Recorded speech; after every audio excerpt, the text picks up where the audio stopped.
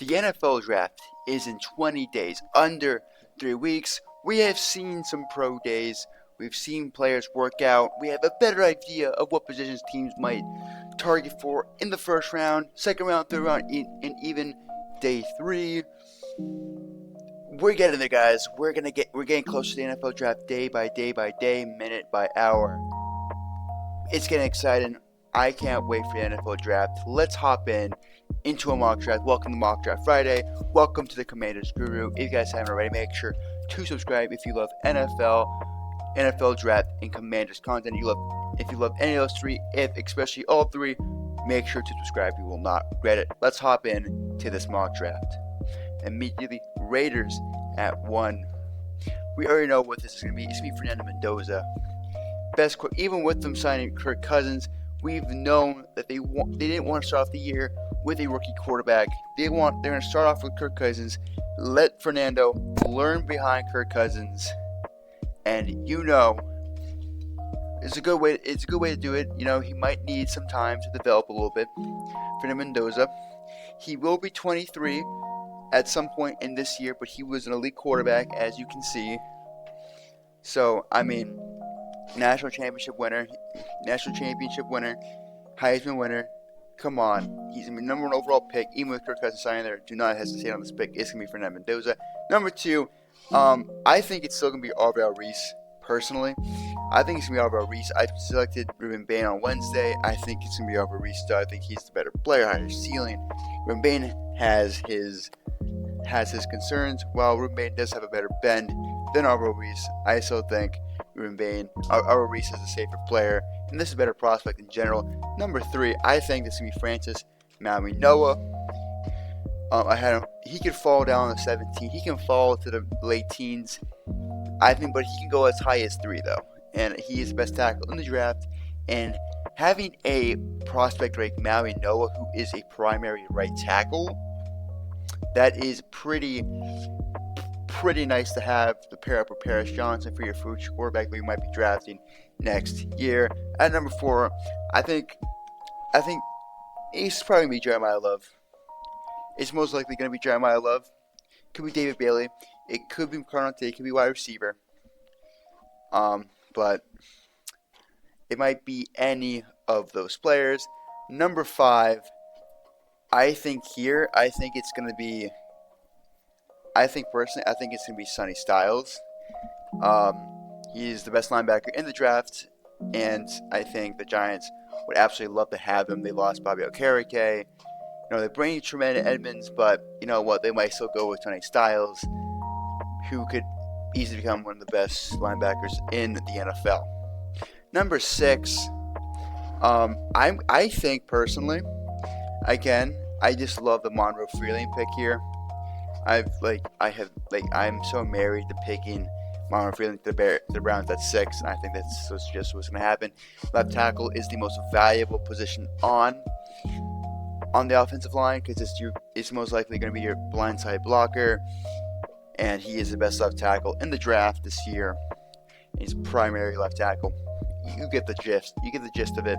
It's going to be Monroe Freeling at 6. Number 7, here's going to be the first trade of this year's NFL draft.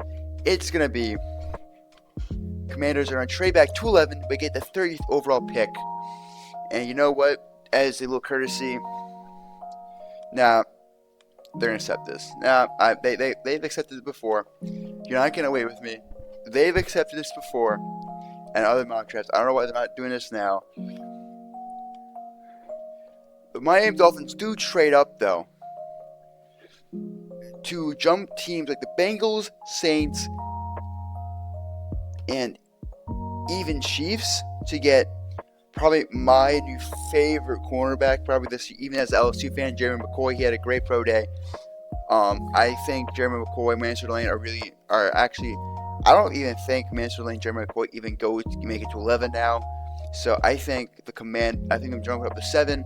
You know what? You have to give off a good price to give up to there, because I think the Commanders were right then and there, right as Caleb Down was going to rotate, and I think Adam Peters would have been like, "Hey, we're not going to do this. We have 5 players who we want to select right here and now. we're not going to give it to you. So, yeah, they move up. The Commanders get the 30th, the 11th and 30th pick. I like that a lot for the Commanders. At 8, I think it's going to be Ruben Bain. I think they would love pair up Chase Young with another great edge rusher, and Ruben Bain is just that. You can also move him inside too. He's more of a weapon than an edge rusher in my opinion, which in my opinion actually gives him a good versatile. He's versatile, which in my opinion kind of cancels out his short arms, because the short arms also makes him versatile. So I like that a lot for Ruben Bain. Number 9, Ruben Bain goes in to the Chiefs. Ruben Bain might go at 3. He could go at 4. He could go at 5. He could go at 7. He could go at any of these teams. I had him. He could go at 2 as well. By the way, I want to say this: a team might trade up with the Cardinals to get David Bailey. A lot of that talk's been happening. Bengals at 10. I think you look at this: Caleb Downs, Mason Lane. I think that's 2 players we'd love to take there. I think it's gonna be Caleb Downs though when it comes down to it. And the Commanders at 11 have a chance to get the snag of the NFL draft. They've moved back 4 spots to risking out, and you still can choose between Mansfield Lane and Carnell Tate. Mansfield Lane might still be the cornerback one. I like Jeremy McCoy a little more because he's younger and more athletic, and he still has amazing man coverage skills and zone skills just like Mansfield Lane. So, but actually, I think personally, what's going to be here, I think Commanders are going to look at their depth. They have another 3rd-round pick, and I think that what they're going to do here, they're going to take the risk, and they're going to take a guy like Carnell Tate. Right here at 11, the Commanders get an absolute steal and get another 1st-round pick this draft, in this round, in this video, and still get Carnell Tate, the wide receiver 1. What a steal by the Washington Commanders. 12, the Cowboys right here. I think they see Master Lane, they take him here. They like how the draft is going, and I think they just take Master Lane and call it a day. Right here, I think I'm going to switch it up a little bit more. I think I'm going to take Mekhi Lemon this time. I think this is the win now type team for the Rams, and I think they're going to go for the slot guy so they can have a wide receiver trio of, and they have like what? We're going to go with the X, Devontae Adams with the Z, and then have Mekhi Lemon the slot at the Y. That's going to be absolutely devious, and especially having a guy like the running back room as well, and having some suitable tight ends too. I mean, like, that's going to be a really interesting team for sure. I think personally the Baltimore Ravens actually, I think they like Jordan Tyson a little more. He's not a slot guy like Zay Flowers. They get a true wide receiver 1 type archetype, and they get Jordan Tyson at 14. I just love it so much. Lamar Jackson's on the back half of his prime. We saw some decline this year. I don't think he's that bad of a quarterback though. I still think he is him. But personally, though, I think Jordan Tyson will help him to propel his production a little bit more come the back half of his prime and his career. Number 15, the Buccaneers. I think they're going to stick and pick here, and I think they're going to go and take Kenyon Sadiq here. I think they'll take him there. And then right here, the Jets are going to take Ty Simpson. I think that's what's going to happen. I think the Browns probably calling the Bucs at 15 to say, hey, we'll give you the stuff. Come on, let me trade up. Let me take Ty Simpson because they want to jump the Jets. That could very well happen. It doesn't happen. And the Jets get Ty Simpson. Number 17. I think they go with Spencer Fano here. You get Spencer Fano, and I think you're chilling for the rest of the time. You can put Spencer Fano at right tackle because Penei Sewell is moving a little more into left tackle, moving on over back over to left tackle. I think they're getting prepared for Mamino or Spencer Fano to fall to them. And then, of course, you can move Spencer Fano inside the guard or even center because he took some center reps at the combine. Because, of course, he has some T-Rex arms like Will Campbell. And we saw how he did in the playoffs. Even though I still think Will Campbell is still going to be a good tackle in a future all pro. You heard it here first. 18, I think they're going to go with another white safety and just take Dylan Thieneman. He is low-key a dog of a safety, and I think the Vikings would be really excited to have him on their football team. Number 19, the Panthers. This might get a little weird right here, but I do think that they might go for a guy like Omar Cooper. They might look at a guy like Omar Cooper. They might go for K. McDonald. You know what? Peter Woods goes at 19. I think Peter Woods is still a player that could be selected in the mid-first round, and I still think he's that guy. Bears fans are probably shivering in their boots right now because Peter Woods isn't going to be there at 25 now. I'm sorry, Bears fans. I'm going to give you a way worse pick now. I apologize. Number 20, the Dallas Cowboys. You got Master Lane. You might want a good edge player. And look at this. I took him at, look, you get Kedrick Falk. You get Kedrick Falk. You can move him inside. He's a versatile type guy. You might need some more edge help. But come on. Kedrick Falk will definitely give you some way more juice. You have interior defensive line. Put Kedrick Falk on there. Your run defense is going to be absolutely fucking devious. Regardless if, because Kedrick Falk is such a good run defender. Regardless if the Commanders or the Giants get Jeremiah Love, I think you'll be fine with having him with Quinn Williams and all those other pieces you have on the defensive line. But like that might be scary. And the Cowboys, honestly, Kedrick Falk is an underrated prospect in my opinion, but I rest my case. Number 21, the Steelers. I think this is pretty easily. I think what's going to happen here, I think the Chargers, just really want this. I think they really want this player. So I think they move up one selection. They move up one selection to take Ione right here. Trade a fourth round pick, move up one spot, you get Ione, and then the Steelers, you add more draft capital, and then you go right here, you get Emmanuel Pregnon. Come on, like that's a fair trade. Chargers finally get the best guard in the draft, and it's a really good suited out period for the Chargers, and of course Emmanuel Pregnon as well. Chargers and the Steelers too. Come on, man. I think that's what I think. One of these two teams will take one of these guards. I guarantee. I'm really confident in that. At least, I'm really confident the Chargers will at least. Number 23. I do not think they're going to go. I think they're not going to go linebacker. They're not going to go C.J. Allen.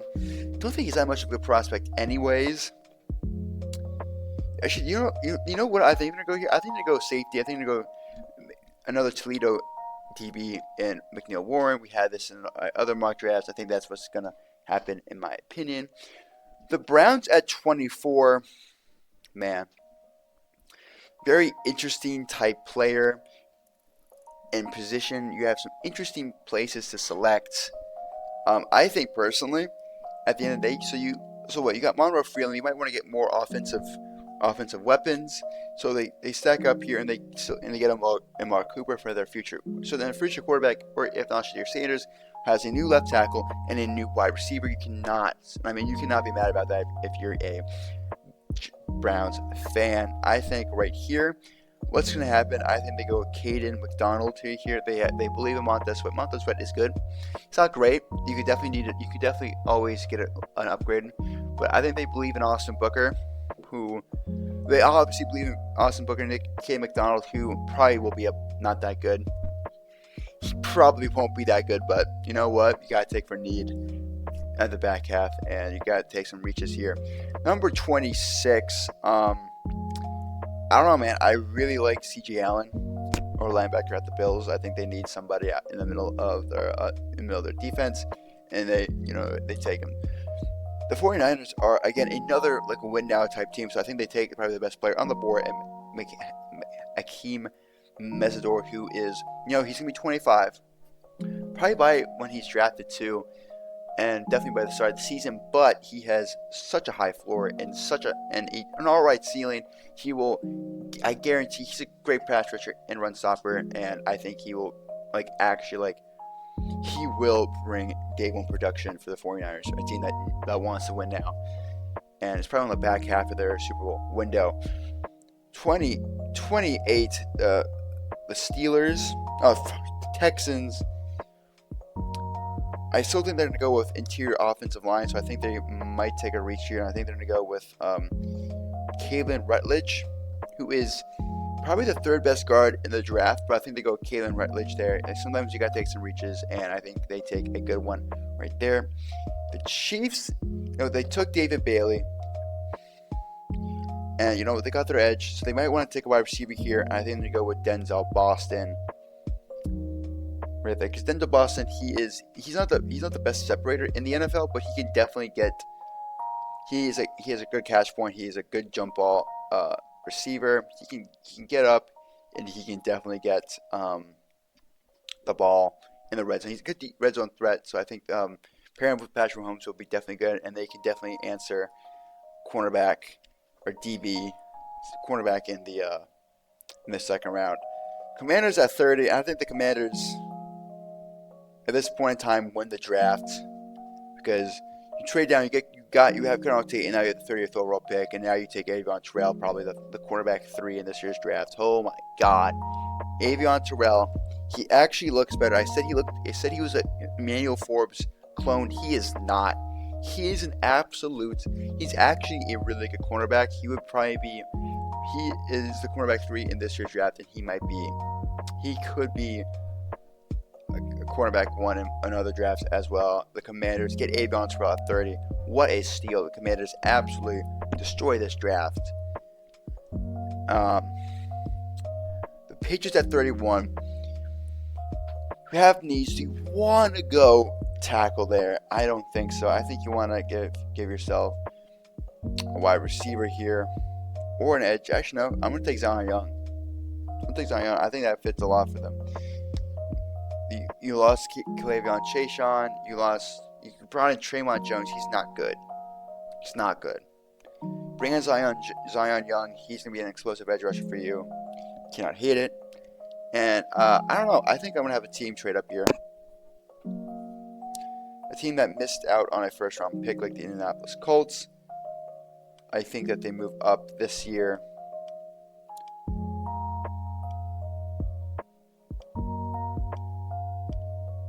Try to get a first-round pick. I don't know how this is going to work out. I might just throw in a third as well.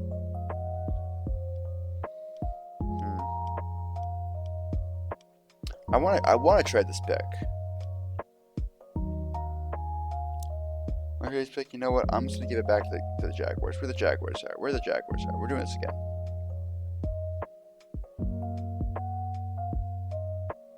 Actually, no, I'm not going to do that. We're just going to select the player.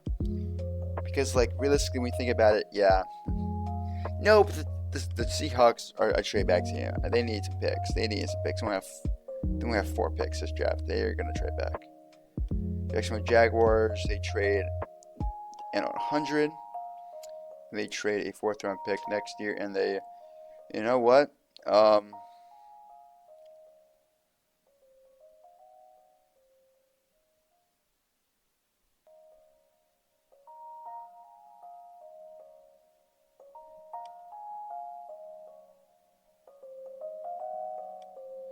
They still, and they, you know what? In Seahawks still trade up a little bit later. I'm just forcing the trade. I think this is really fair right here. The Seahawks gain all this draft capital just this year and a 3rd-round pick next year.